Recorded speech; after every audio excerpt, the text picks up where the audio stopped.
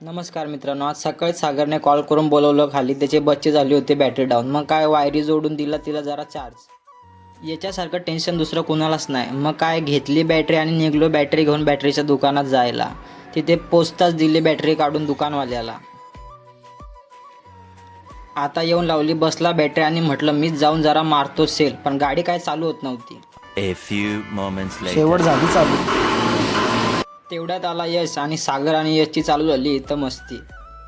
6.5 दुपारी hours बसलो होतो later. निवांत, घेतली टेम्पोची चाबी, आलो खाली न चाललो टेम्पोत गॅस भरायला.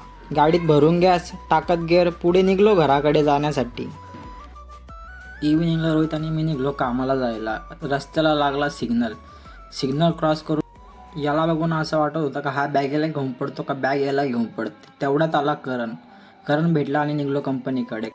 पंच इन करून केला इथेच आजचा ब्लॉग एंड.